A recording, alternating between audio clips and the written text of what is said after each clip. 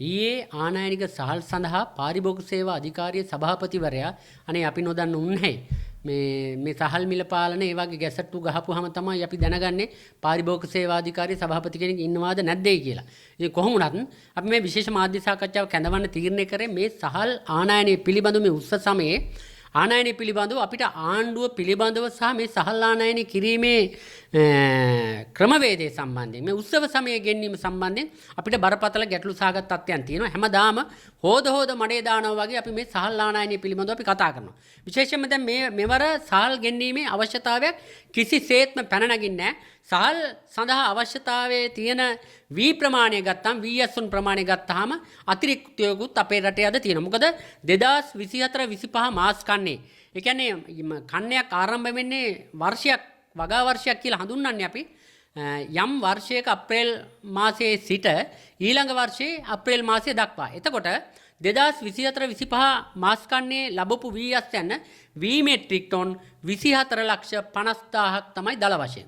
ඊළඟට 2025 යල් කන්නේ ලැබපු අස්යන V මෙට්‍රික් ටොන් 20,00,000කට ආසන්න ප්‍රමාණයක්. එතකොට මේ 2024-25 මාස කන්නේ 2025 යල් කන්නේ දෙකේම එකතුවේ V අස්යන ප්‍රමාණය සමස්ත V අස්ුන් ප්‍රමාණය V මෙට්‍රික් ටොන් 44,50,000කට ආසන්න ප්‍රමාණයක්. එතකොට අපේ රටට වාර්ෂිකව සහල් අවශ්‍යතාවයේ පැන නගින්නේ සහල් අවශ්‍යතාවයේ වන්නේ සහල් මෙට්‍රික් ටොන් 23,50,000ක් තමයි ආසන්න වශයෙන් දල වශයෙන්. එතකොට මේ සහල් මෙට්‍රික් ටොන් 23,00,000 ලබා ගැනීම සඳහා අවශ්‍ය වී ප්‍රමාණය වෙන්නේ වී ප්‍රමාණය වී මෙට්‍රික් ටොන් 38,00,000යි. එතකොට 38,00,000යි මේ වර්ෂයේ ලැබපු අස්වැන්නයි අත්ත ගත්තාම වී මෙට්‍රික් ටොන් 4,50,000ක වී අතිරික්තයක් තියෙනවා රට තුල. එතකොට මේ පාර හාල් ගෙන්නන්නේ මොනවාද?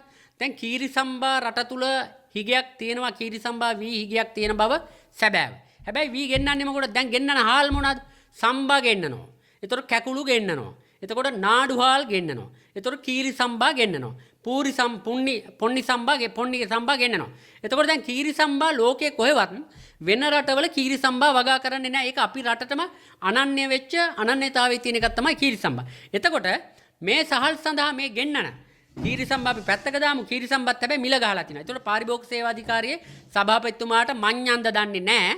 දැන් එතකොට නාඩු මේ කන්නේ වගා කරලා තියෙනවා මේ කරන්නෙම මේ උත්සව සමය කියලා නාඩුවාල් කැකුළුහාල් සම්බාසහල් ගෙන්වීම තුල මේ රටේ කුඩා හෝ වේවා මධ්‍යම වේවා මහා පරිමාණ හෝ වේවා සහල් නිෂ්පාදනය කරන සහල් නිෂ්පාදකවරුන්ට දැඩි මරු පහරක් තමයි මේ එල්ල කරන්නේ. එතකොට විදේශයෙන් ගෙන්නන හාල් වලයි පාරිභෝගිකයට අඩුවෙන් කණ්ඩ දෙන්න ඕනේ කියන එකයි හාල් අතිරික්තයක් මගහරවන්න කියලායි ගෙන්නන සහල් වල පාරිභෝගික සේවා අධිකාරියේ සභාපතිවරයා ගහලා තියෙන ගැසට්ටුව නව ගැසට්ටුව කැකුළු සහල් කිලෝ එකක් සඳහා උපරිම සිල්ලර් මිල රුපියල් 210ක් වශයෙන් නාඩු කිලෝ එකක් සඳහා රුපියල් 220ක් වශයෙන් ඊළඟට සම්බා සහල් කිලෝ එකක් සඳහා 230ක් වශයෙන් ඊළඟට පොන්නි සම්බා වෙනුවෙන් 240ක් එතකොට කීරි සම්බා වෙනුවෙන් 255යි. එතකොට දැන් මෙහෙම සහල් ගෙන්නන්න අවශ්‍යතාවයක් නැතුව තියදී නාඩු සම්බා කැකුළු ආදී සහල් ගෙන්වීම පිළිබඳව අපි දැඩි ලෙස විරෝධතාවය පවත්වනවා.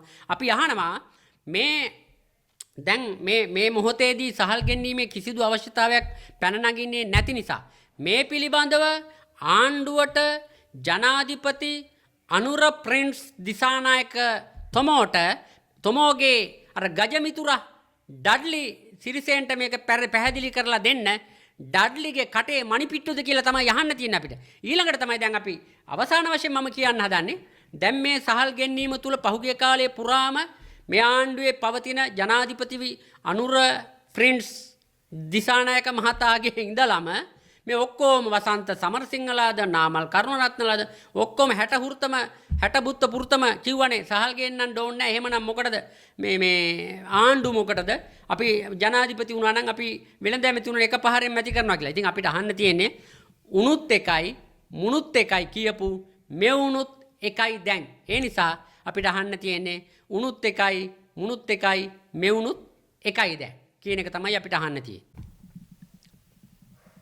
අනුර ප්‍රින්ස් දිසානායක ජනපති තොමෝ අපි දැන් ඔය ජනපති කොම 4 වෙනි වීදියේ වෙලෙන්දොන්ට දෙමුද අප්පා. එච්චරයි අපිට අහන්න තියෙන්නේ. මොකද අවසාන වශයෙන් මොකද අනුර ප්‍රින්ස් දිසානායක තොමෝ ජනපති වෙන්න පෙර ආතුව කිව්වේ ඔය ජනාධිපතිකම ආණ්ඩුවෙන් පිටරටින් හාල් ගෙන්නන්න නම් අස්සරු නෙන්න කාලේ හාල් ගෙන්නන්න නම් අලස්සරු නෙල්නකොට අල ගෙන්නන්න නම් බීලුණු අස්සරු නෙල්නකොට බීලුණු ගෙන්නන්න නම් මොකටද අප්පා ජනාධිපතිකම දෙන්නකෝ පිටකොටුවේ වෙලෙන්දෙකුට. ඒ නිසා අනුර ප්‍රින්ස් දිසානායක ජනපතිතුමෝ අපි අහන්නේ එහෙමනම් අපි දැන් ඔය ජනපතිකම 4 වෙනි වීදියේ වෙලෙන්දොන්ට දෙමුද අප්පා.